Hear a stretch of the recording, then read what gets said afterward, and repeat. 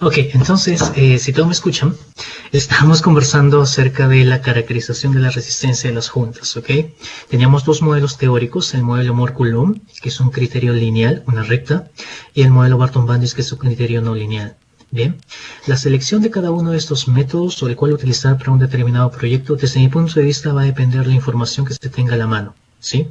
La utilización de un criterio lineal como el Mohr-Coulomb requiere necesariamente ensayos de laboratorio, ensayos de corte directo en laboratorio. Sin embargo, si existe el afloramiento, si existe el corte del talud y también existe el tiempo para realizar un mapeo a detalle, porque eso es lo que se requiere, se puede utilizar el modelo Barton-Bandis a través de la caracterización de la resistencia de la junta a través de un JCS, un índice JCS, la caracterización de la rugosidad de la junta a través de un índice JRC y la caracterización de un ángulo de fricción básico a través de un ensayo tildes, ¿sí? La diferencia, básicamente, como les menciono, es la información que se tenga o que se disponga. Ahora, sucede muchas veces que para información a nivel de subterráneo, en profundidad, solamente disponemos de sondajes. En el caso de sondajes, lo único que podemos utilizar son los ensayos de corte directo para llegar a un estimado de la resistencia del corte. No podemos caracterizar JCS, JRC ni FIB a nivel de sondajes. Sí, sería muy limitado en escala. Ok, nuevamente, clásicamente, el reporte de un ensayo de laboratorio de corte directo, por ejemplo, es un gráfico como este, en donde ploteamos los esfuerzos normales al que ha sido sometido la muestra y su respectivo esfuerzo cortante. ¿Okay? Hacemos una regresión lineal, no lineal y obtenemos los parámetros de dicho modelo. En este caso, el modelo más común, un modelo lineal como el Mohr-Coulomb, reporta como salida de la regresión lineal un ángulo de fricción y una cohesión. Ahora, nuevamente, este valor de cohesión y de fricción que obtengamos de la regresión lineal va a ser el promedio, ¿sí? Pero como podemos observar en el gráfico, existe variabilidad de los datos. Existe cierta variabilidad y esa variabilidad se tiene que tomar en cuenta, ¿sí? ¿Por qué? Porque si solamente utilizo los valores promedio de los resultados de ensayos de laboratorio, eso solamente me da una visión muy sesgada del comportamiento que pueda tener esa estructura bajo diferentes cargas. Lo que se debería hacer es lo siguiente. Entonces tenemos un ensayo, tenemos una serie de ensayos de cortes, tenemos diferentes puntos y cada uno de esos puntos representa un espécimen ensayado bajo corte directo y hacemos una regresión lineal. Con eso obtenemos la recta de mejor ajuste, hasta ahí todo bien. Tenemos una cohesión.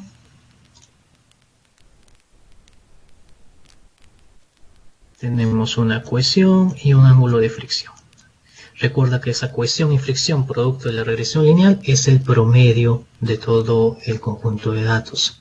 Si tú quieres considerar la variabilidad, lo que tienes que utilizar es hacer básicamente una distribución de los errores que se pueda obtener en esta medición. Cada una de esas distribuciones normales que observan aquí, cada una de estas distribuciones normales es la distribución del esfuerzo cortante esperado para un determinado valor de carga normal, ¿sí? ¿Cómo funciona esto? Esto básicamente funciona como una probabilidad condicional. ¿Ok? Entonces, imaginemos que queremos hacer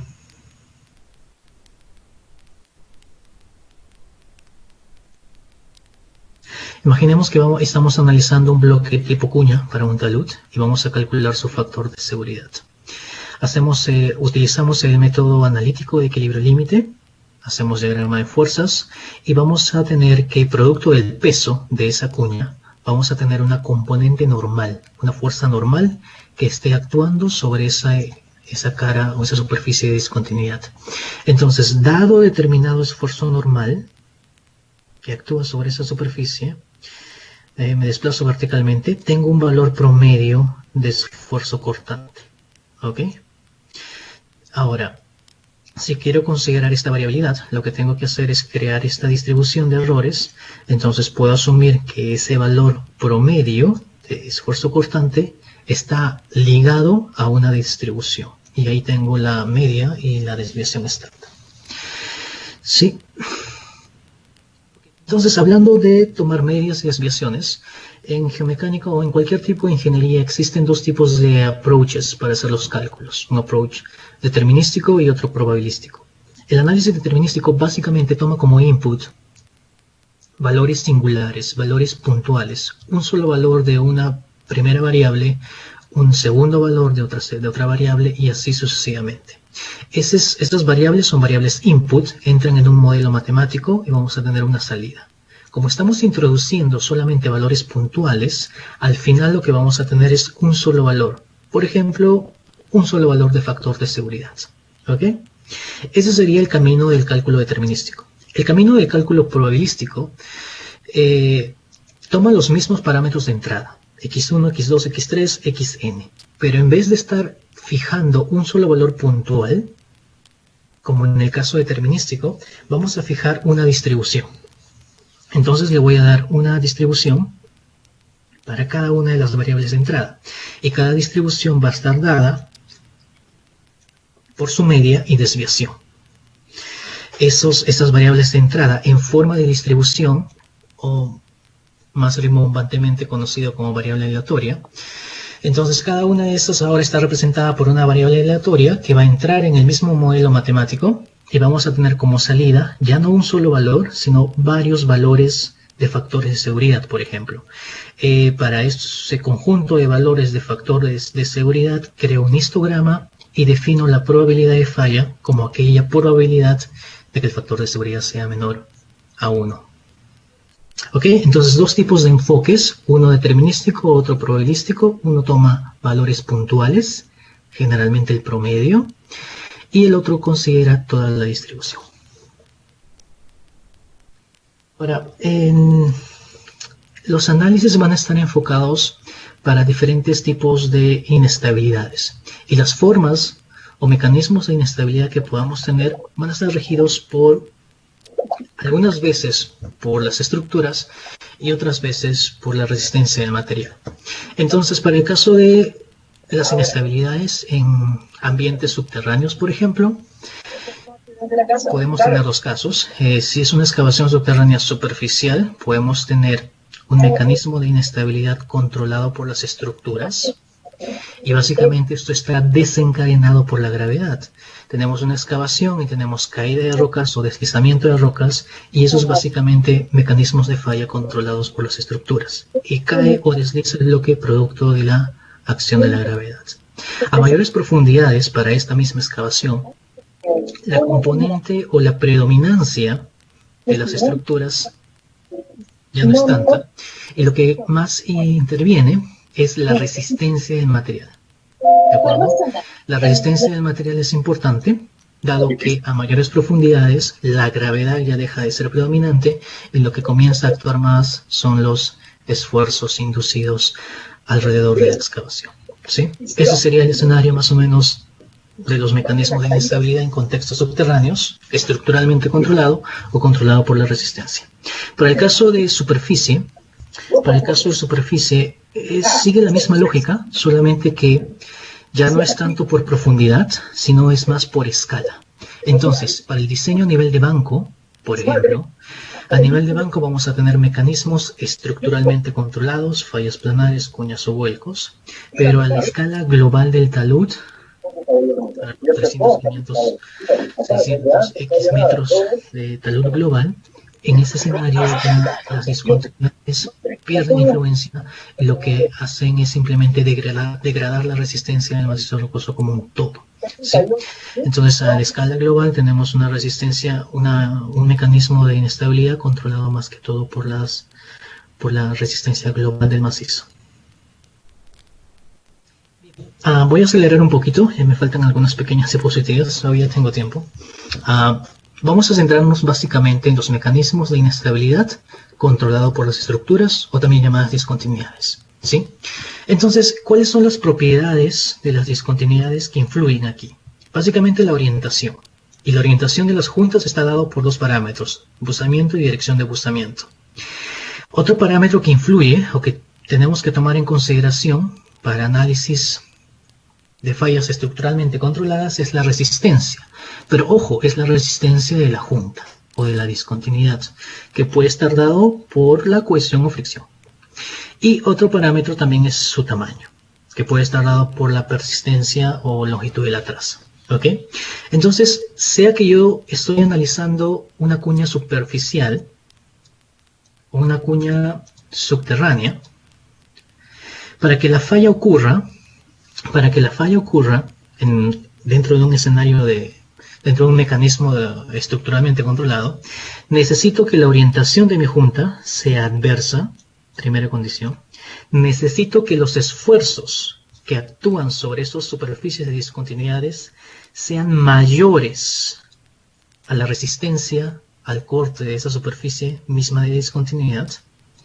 Y necesito también que las discontinuidades tengan un tamaño importante, de tal manera que me creen bloques de volúmenes o tamaños que puedan de alguna manera afectar la seguridad o estabilidad. O sea, bloques centimétricos, milimétricos, bloques pequeñísimos no van a afectar para nada estas componentes. ¿Ok? Entonces, tres condiciones para que se produzca la falla.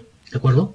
Ahora, ¿cómo analizaríamos esto? Si seguimos el enfoque clásico del equilibrio límite, utilizando un Unwich, por ejemplo, o un switch, lo que haríamos es, tomamos orientación, que lo obtenemos del estereograma, consideramos solamente promedio, un valor de buzamiento y dirección de buzamiento para cada uno de los sistemas de juntas. Listo. ¿Cómo consideramos la resistencia? También lo consideramos a través de una media, o de un solo valor, que es la media, para cohesión o fricción. ¿Y cómo consideramos el tamaño cuando hacemos análisis clásico, el típico en equilibrio límite para este análisis de bloques? Hacemos la suposición conservadora de que las discontinuidades tienen una persistencia infinita, así que son infinitamente persistentes. ¿Ok? Eso es lo clásico que se hace, y como resultado del análisis de equilibrio límite, con el Unwich o el switch, lo que vas a obtener es un factor de seguridad. Listo. Ahora, ¿podemos hacer las cosas mejores que esto? ¿Podemos mejorar en algo? Sí, siempre se pueden hacer las cosas mejores. Y podemos hacer, en vez de un análisis clásico de equilibrio límite, podemos hacer un análisis probabilístico. ¿Ok? Entonces, en el análisis probabilístico para este mecanismo de falla estructuralmente controlado, vamos a considerar el mismo input, orientación, resistencia y tamaño, pero ahora ya no vamos a definirlo por una media simplemente. Vamos a definir cada uno de estos parámetros de entrada con una distribución para Additive Direction, otra distribución para cohesión y fricción y otra distribución para la persistencia, por ejemplo. ¿Sí? Y como salida de este análisis probabilístico de equilibrio límite, ¿qué es lo que vamos a tener? Vamos a tener una probabilidad de falla. ¿Sí? Ahora, ¿esto sería un poco más representativo? Sí, porque estamos considerando el espectro posible de valores que puede tomar cada uno de estos parámetros de entrada. Ahora, ¿podemos hacer algo mejor que esto? La respuesta es sí, siempre podemos hacer las cosas mejores. Y el siguiente modelo, o el siguiente tipo de análisis que podemos hacer, es crear un modelo de fracturas discretas. ¿Ok? El modelo de fracturas discretas es un modelo relativamente nuevo, está entrando relativamente en boga este tipo de modelamiento. Comenzó en la industria del petróleo y dentro de la minería recientemente está encontrando aplicaciones. ¿Ok? El modelo de fracturas discretas trabaja de la siguiente manera. En principio, ¿qué cosa es? El modelo de fracturas discretas es una representación explícita de medios fracturados, ¿sí? Por ejemplo, cuando calculamos el factor de seguridad o cuando calculábamos la probabilidad de falla, tomando la distribución, en ningún momento hemos visualizado al macizo rocoso con un sistema de discontinuidades. En ningún momento lo hemos visualizado. Solamente hemos estado haciendo numeritos, ¿ok? Los modelos de FN nos permiten visualizar, proyectar, dibujar, representar las discontinuidades de forma explícita para un modelo 3D. ¿Ok? Entonces necesitamos información para crear este tipo de modelos. Y la información tiene que ser de alta calidad. Necesitamos varias fuentes de información. Y por ejemplo, vamos a combinar datos del mapeo clásico. Vamos a utilizar datos del mapeo geomecánico y logueo geomecánico clásico. Eso es lo que venimos haciendo hace años en la minería. Esa información lo tenemos a la mano. Pero también necesitamos complementarlo con otro sistema, otras fuentes de información, que van a ser las técnicas no convencionales que les conversábamos, como la fotogrametría o registros televiewers. ¿Ok? Bien, si tenemos acceso a esa fuente de información, podemos entonces crear nuestro modelo DFN. ¿Qué es lo que vamos a tener al final de nuestro modelo DFN? Vamos a tener un modelo como este. Cristian, ¿y cuál es la diferencia con lo que venimos haciendo clásicamente? Con lo que venimos haciendo clásicamente es algo como el dibujo de la derecha, en donde las discontinuidades son asumidos que son totalmente persistentes, ¿ok? Cosa que no es real. Las discontinuidades son finitas en tamaño. Ok, comencemos rápidamente cómo funciona, cómo se crea un modelo de FN. Espero me puedan seguir el hilo. Comenzamos con la colección de datos de las fuentes de información que ya comentamos y luego caracterizar y procesar estos datos. La primera fuente de información que necesitamos es definir la posición y la intensidad. ¿A qué se refiere esto? Esto se refiere a lo siguiente. Recuerda que nuestra fuente de datos es tanto el logueo geomecánico o el mapeo geomecánico, ¿sí? Estas son nuestras fuentes de datos, ya sea por método manual o por técnicas modernas. ¿Ok? Bien, necesito definir en dónde van a estar ubicadas esas discontinuidades en el espacio. Recuerda que estoy creando un modelo 3D, así que tengo que definir su posición.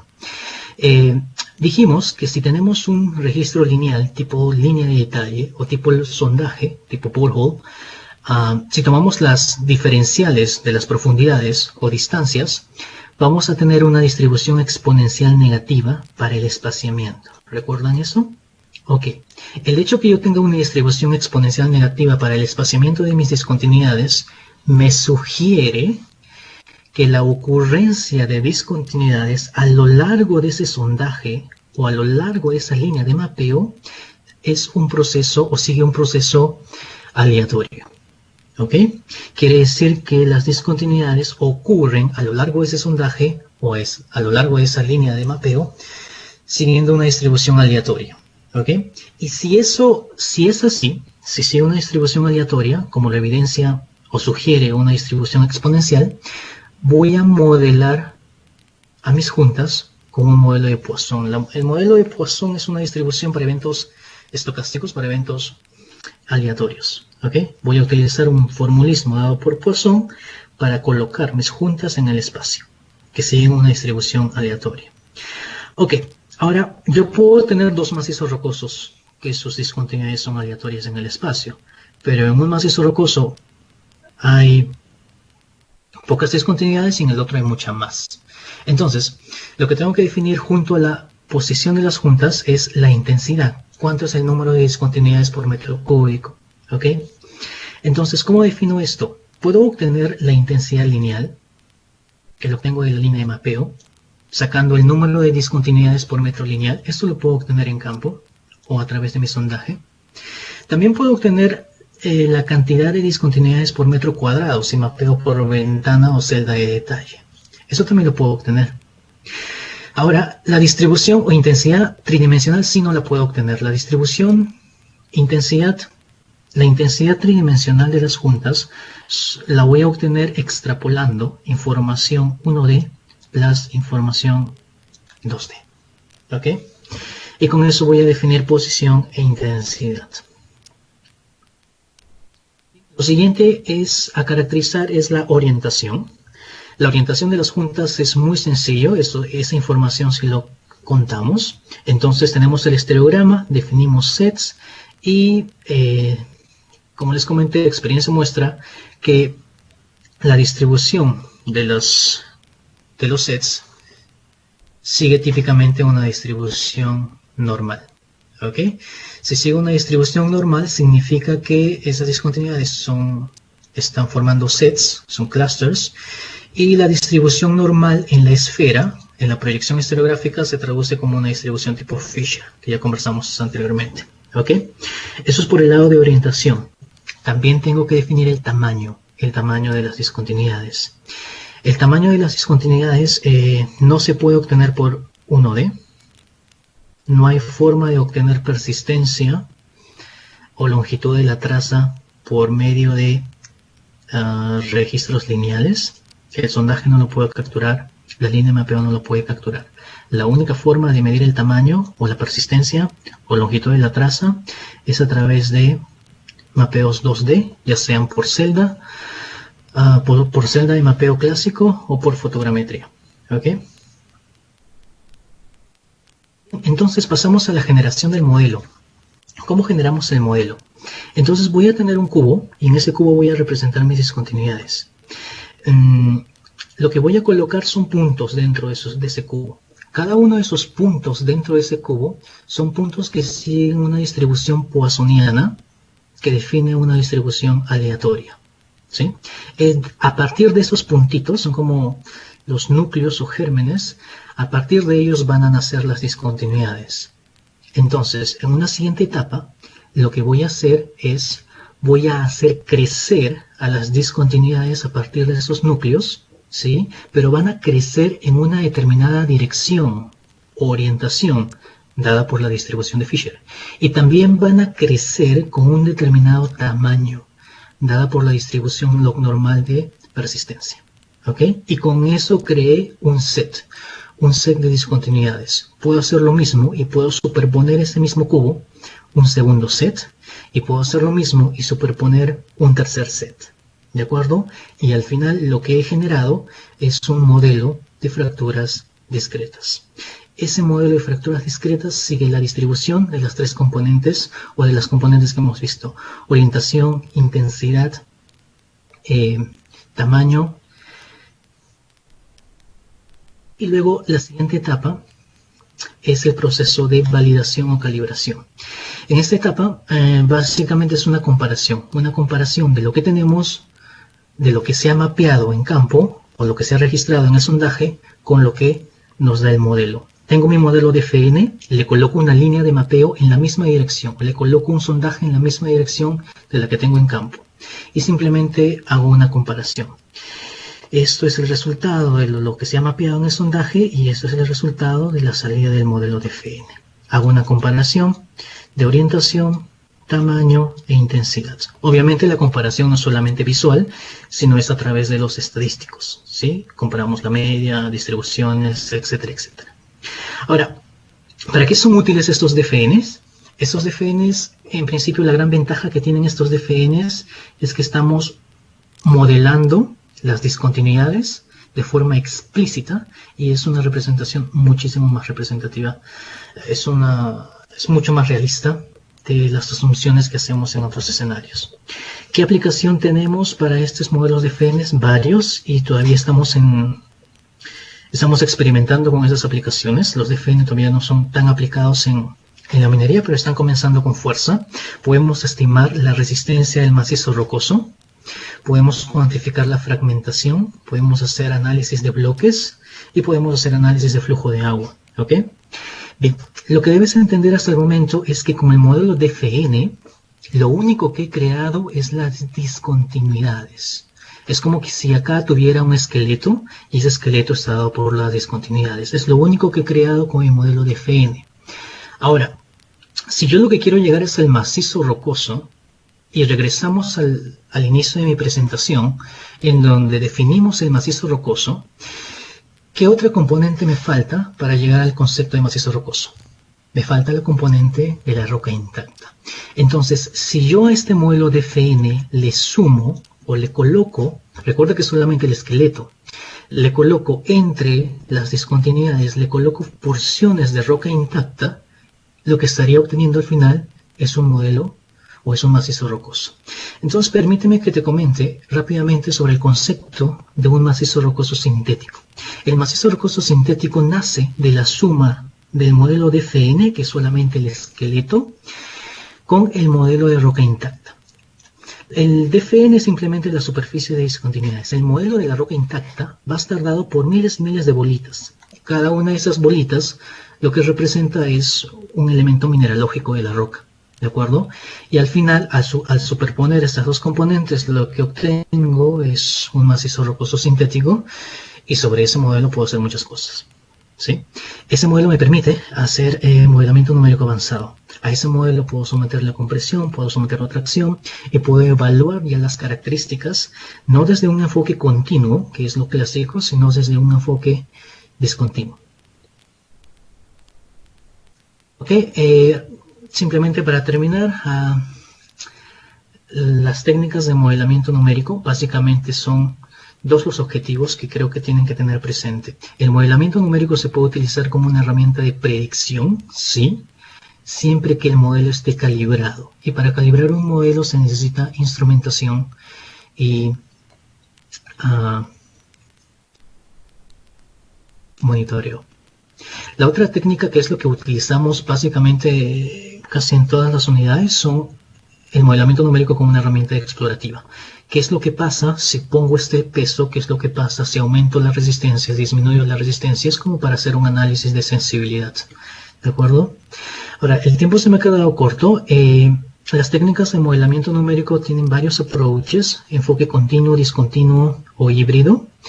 Y bueno, existen diferentes instituciones o empresas que proveen diferentes aplicativos informáticos para hacer modelamiento numérico.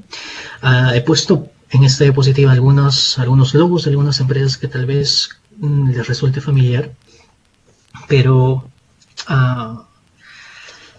al fin y al cabo se trata de entender qué es lo que hace el algoritmo. Si no entendemos qué es lo que hace el algoritmo o cuáles son las limitaciones del algoritmo de cálculo, entonces podemos estar utilizando un modelo sumamente sofisticado, un software sumamente avanzado para resolver un problema que fácilmente se puede resolver con una hoja de Excel, ¿sí?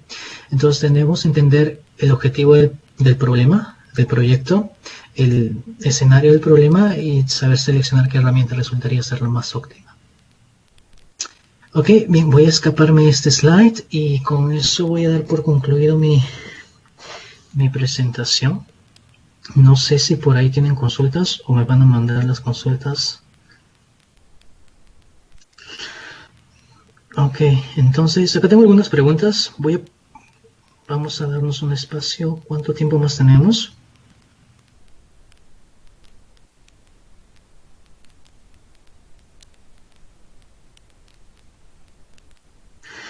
Ok, bien. Tengo una pregunta última de Arnold Castillo y pregunta si el ensayo de emisión acústica muchas veces no es conveniente hacerlo en rocas muy frágiles. Él comenta que se puede obtener con el ensayo módulos elásticos y muchos lo hacen y obtienen los sigmas.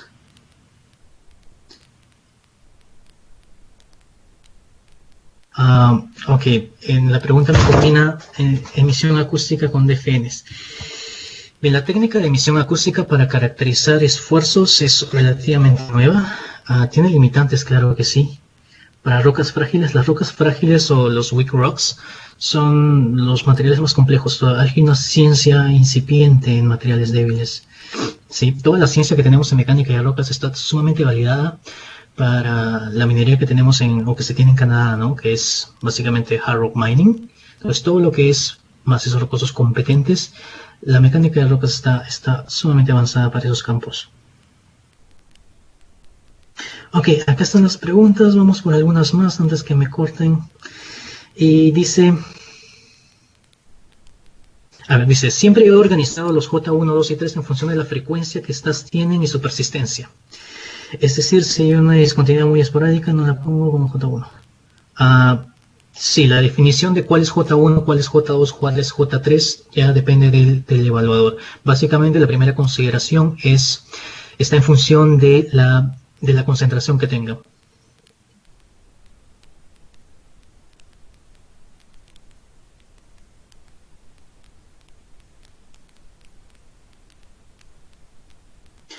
Ok, otra pregunta dice, ¿los sensores de la emisión acústica son pegados en la superficie del espécimen de roca o cerca a ella durante los ensayos de compresión y tracción?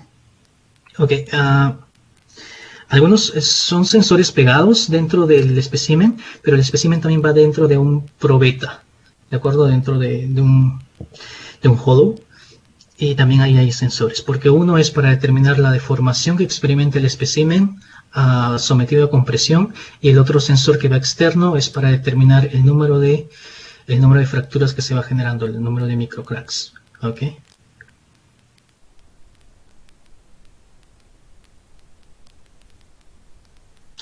¿La emisión acústica permite medir propagación de las fracturas y ubicación de las mismas?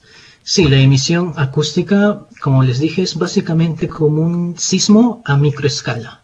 Entonces, como en sismología pueden ubicar los geofísicos el hipocentro de un evento sísmico, de igual manera podemos determinar la ubicación dentro del probeta de ensayo donde se generó ese microcrack.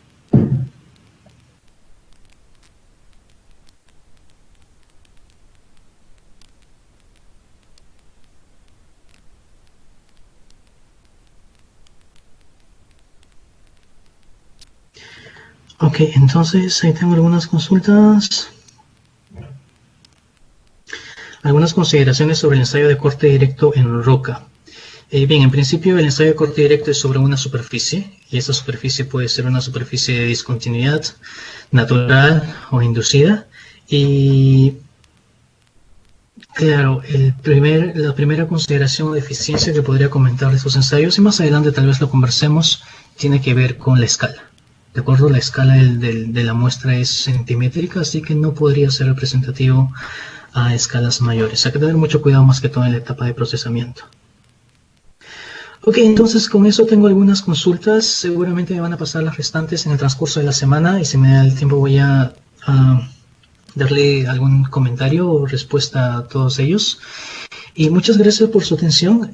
Vamos a tratar de mejorar para la siguiente sesión, de tal manera que esto sea un poquito más dinámico. Me gustaría observar y ver sus comentarios o preguntas en tiempo real, de tal manera que yo puedo retroceder o avanzar más rápido para hacer esto un poquito más ágil en todo sentido. Bueno, de todas maneras agradezco su tiempo, agradezco su tiempo para estas hora y media que tenemos, casi 2 horas ya. Nos vamos a ver en la semana siguiente.